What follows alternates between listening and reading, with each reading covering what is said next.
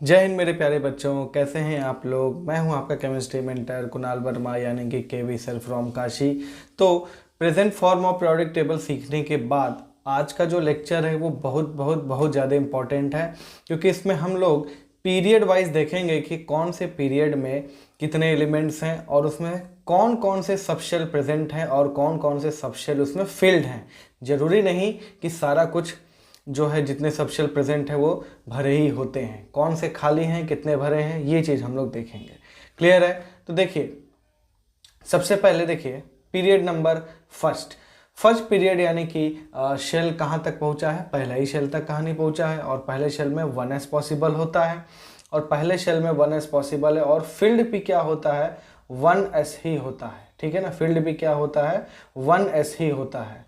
और इसीलिए फर्स्ट जो पीरियड होता है उसमें कितने एलिमेंट्स होते हैं, 2 एलिमेंट्स होते हैं, जिसको हम लोग बोलते हैं शॉर्टेस्ट। पीरियड का नाम क्या है, शॉर्टेस्ट। इसमें 2 एलिमेंट होते हैं। क्लियर है? और देखो दूसरे पीरियड में जब हम आते हैं, दूसरे पीरियड में आप लोग वैसे तो याद कर लिए कितने एलिमेंट होते हैं, 8 एलिमेंट होते हैं। दूसरे शेल में 2s और 2p दोनों प्रेजेंट होता है और भराता भी है 2s और 2p। 2s और 2p दोनों भरा जाता है। ठीक है ना, तो 2s यानी कि जिसकी वजह से 2 एलिमेंट, 2p यानी कि जिसकी वजह से 6 एलिमेंट, तो 6 और 2 8 एलिमेंट। इसको फर्स्ट शॉर्ट पीरियड बोलते हैं जिसमें 8 एलिमेंट होते हैं। क्लियर है? ये ध्यान दीजिएगा कि जो पहला शेल है, पहले शेल में जब दो एलिमेंट भर गए तो हाइड्रोजन और हीलियम, तो हीलियम क्या होता है, नोबल गैस होता है यहाँ पे, ये ध्यान रखिएगा। दूसरे में जब 2s और 2p भरा गया तो ये 2s 2p जब पूरा फिल्ड हो जाता है तो कौन सा नोबल गैस बन जाता है, नियॉन। यानी ये याद रख लेना कि पहले पीरियड में जो सबसे right side element noble gas होता है हीलियम और इसका एटॉमिक नंबर 2। ठीक है? और दूसरे वाले में क्या है, नियॉन, जिसका एटॉमिक नंबर 8 है। क्लियर है? तो ये थोड़ा सा याद रख लेंगे आप लोग।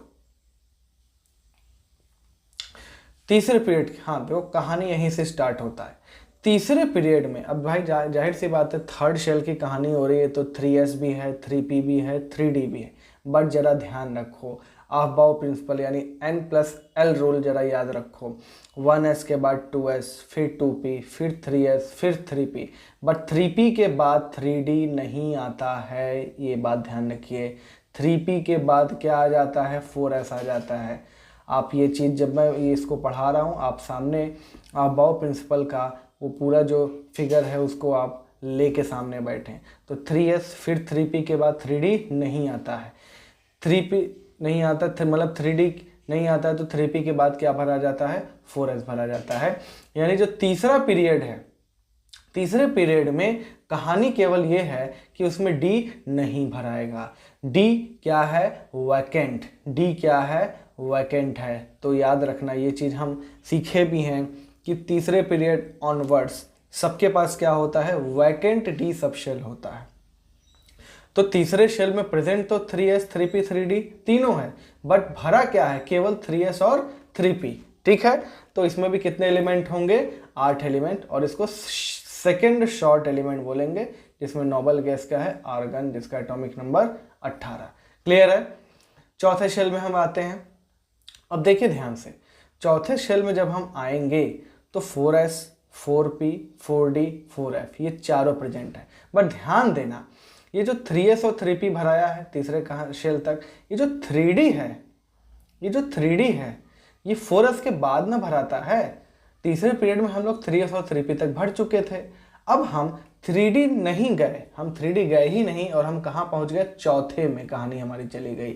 हमारी मजबूरी थी एनर्जी का बढ़ता हुआ क्रम, 3p के बाद हम किस में चले गए, 4s में चले गए। यानी कि हम अब चौथे पीरियड में कहानी हमारी चल रही है, चौथे पीरियड में हम पहुंच चुके हैं।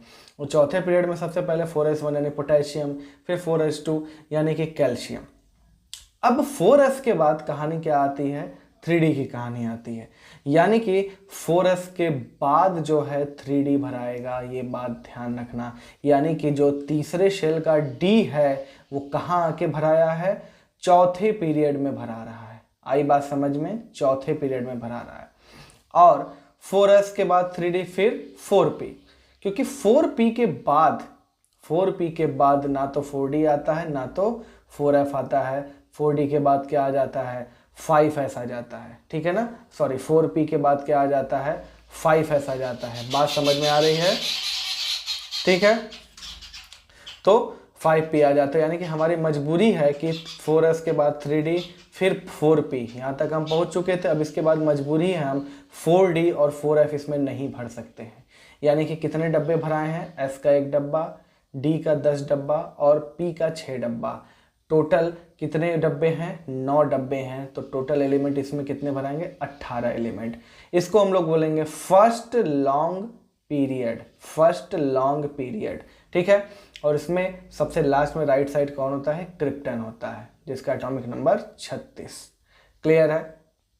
तो अब हमारी मजबूरी है चौथे शेल में हम लोग चौथे पीरियड में 4s भरे, 3d भरे और 4p भरे। अब हमारी मजबूरी है कि हम चौथे शेल में और कुछ नहीं भर सकते, क्योंकि 4p के बाद कहानी किसकी आ रही है, 5s की कहानी आ रही है। तो हमको 5वें पीरियड में मूव करना ही पड़ेगा।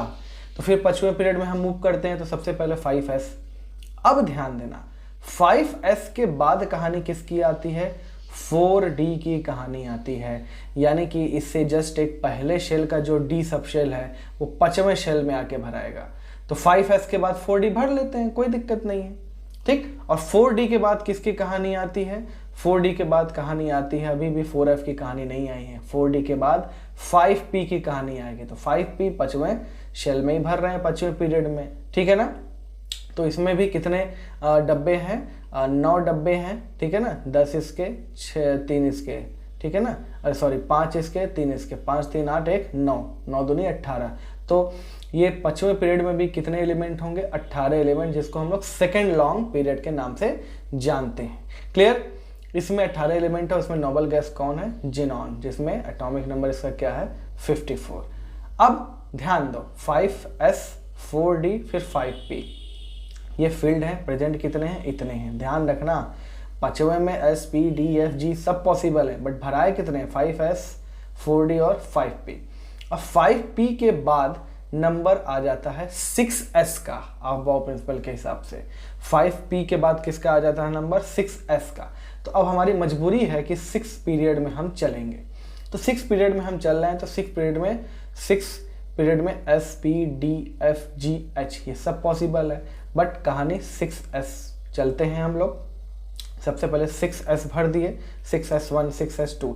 अब इसके बाद कहानी आती है 4f, यानी कि 4f। ध्यान रखो f जो है वो 2 शेल पीछे का भराता है, f जो है वो 2 शेल पीछे का भराता है। तो 4f के बाद कहानी आती है 5d के बाद कहानी आती है 6p, और 6p के बाद कहानी आ जाती है 7s। तो हमारी मजबूरी है कि हम 6th पीरियड में केवल इतने सब शेल ही भर सकते हैं। आई बात समझ में, इतने सब शेल भर सकते हैं। तो कितने डब्बे यहाँ पे हो गए, देखो f में 7, इसमें 5 12, 3 15, 1 16। तो 16 डब्बे हैं, तो कितने एलिमेंट इसमें मैक्सिमम होंगे, 32 एलिमेंट होंगे। और रेडॉन क्या हो जाएगा इसका, नोबल गैस सबसे राइट साइड, इसका एटॉमिक नंबर 86। क्लियर। प्रेजेंट इतने हैं, भराया कितना, इतना। और लास्ट में देखो, अब हमारे पास 6p के बाद अब हमारी मजबूरी है कि 7s भराएगा, तो अब हम 7th पीरियड में चलेंगे। और 7th पीरियड में हम चलते हैं, तो 7th पीरियड में s p d f g h i ये सब पॉसिबल हैं, बट उतने तक कहानी पहुंचती नहीं है। तो क्योंकि अभी अपने पास जो है 118 एलिमेंट हैं, ठीक है ना। तो 7s 5f 6d और 7p ये भराता है। तो इसमें कितने एलिमेंट हैं, इसमें टोटल 16 डब्बे हैं, तो 32 एलिमेंट हो जाएंगे, जिसको लार्जेस्ट बोला जाता है। तो पहला पीरियड शॉर्टेस्ट 2 एलिमेंट, दूसरा फर्स्ट शॉर्ट और तीसरा सेकेंड शॉर्ट, दोनों में 8-8 एलिमेंट। फिर चौथे और 5वें पीरियड में फर्स्ट लॉन्ग इसको बोलेंगे, इसको सेकेंड लॉन्ग, दोनों में 18-18 एलिमेंट।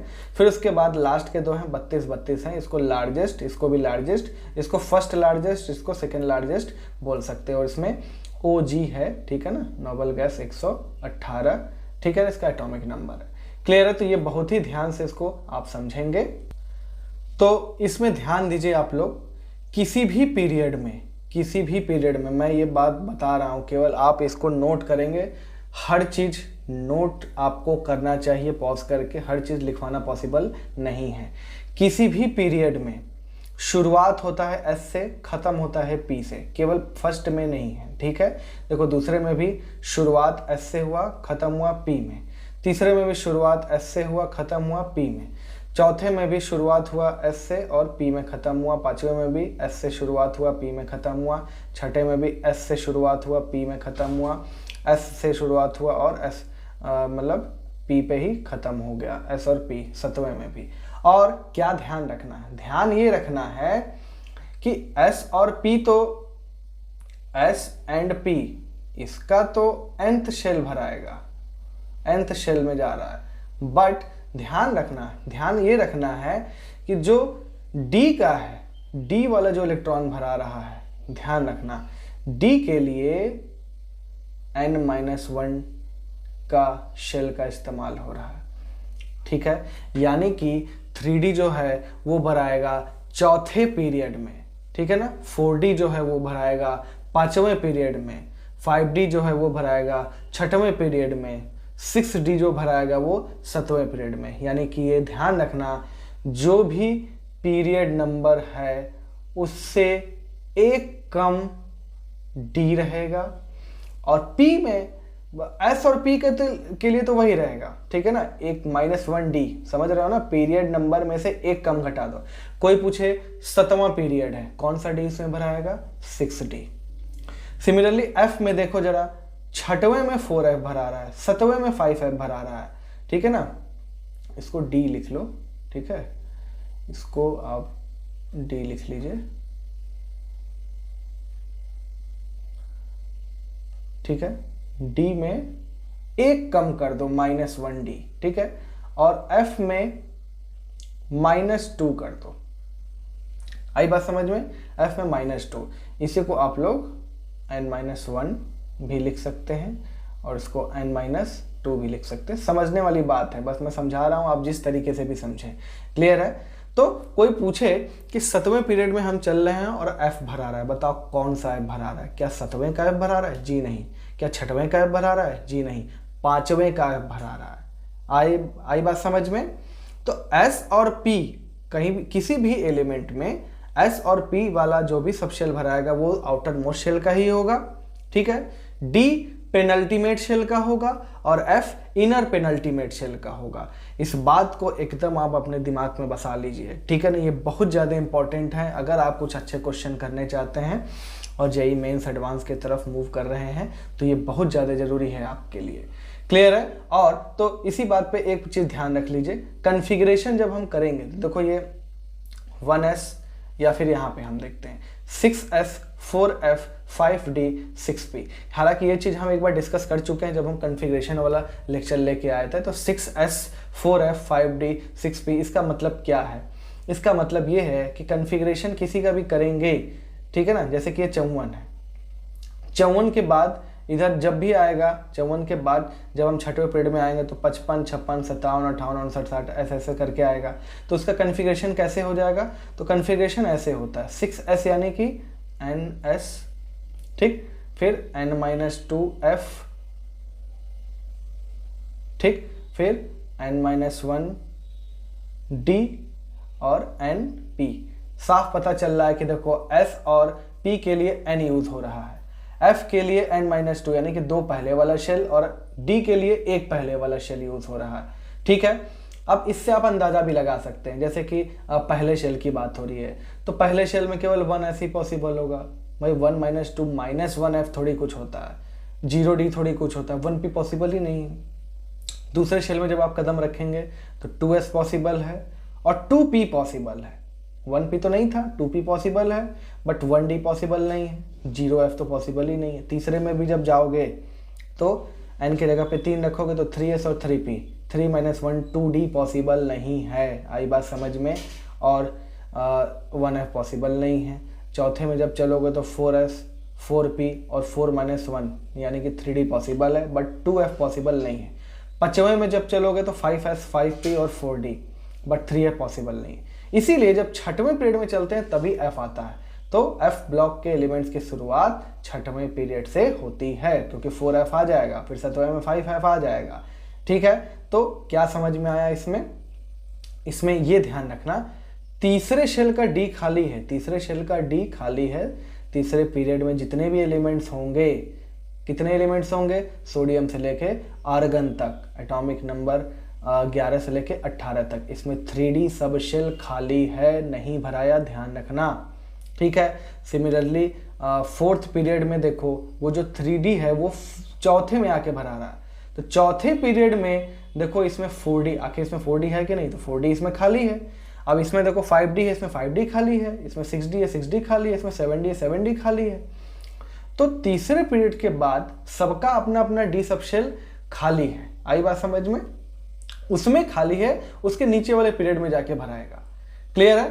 तो ये बहुत ही ज़्यादा इंपॉर्टेंट है। तो कन्फिग्रेशन आप कर सकते हैं बहुत आराम से, कन्फिग्रेशन वाला लेक्चर हम सिखाए हैं आप लोग को, ठीक है, नोबल गैस का उपयोग करके। जैसे एक मैं एग्जांपल ले भी लेता हूँ, जैसे कि मान लो मुझे ब्रोमीन 35 का करना है, ब्रोमीन 35 का करना है, तो 35 से पहले कौन सा नोबल गैस आ जाता है, 18, ठीक है ना। तो ये लिख दिया हमने AR 18, ठीक है ना, AR कहानी हो गई है, ठीक, 18 तक कहानी निपट चुकी है। अब हमारी कहानी 4S से चालू होगी, तो 4S 18, फिर 4S2, जो निपट गया निपटा दो, फिर 4S के बाद क्या आएगा, 4P, ठीक है ना। 4S के बाद आएगा 3D, तो 4S के बाद 3D 10, 18 2 20 10 30। अब 3D के बाद क्या आता है, 4P आता है, ठीक है ना, 4P 5। अब देखो 4S तो हमने लिख दिया, अब पूछोगे सर F कहाँ गया, तो F हमने इसलिए नहीं लिखा क्योंकि 4 - 2 2F पॉसिबल ही नहीं है, ठीक है ना। 4 - 1 3D पॉसिबल है, इसलिए 3D हमने लिखा, 3D 10। फिर 4P पॉसिबल है तो हमने लिख दिया, आई बात समझ में। तो ये है काफ़ी ज़्यादा जो है इंपॉर्टेंट है, इसके मदद से आप कन्फिग्रेशन रिलेट करके करेंगे तो कोई भी काम कठिन नहीं लगेगा, सब काम आसान लगेगा आप लोग को। क्लियर है? तो ये बहुत ही इंपॉर्टेंट लेक्चर था, इसको नोट कर लीजिए, फिर हम आगे के लेक्चर में मिलते हैं। तब तक के लिए जय हिंद।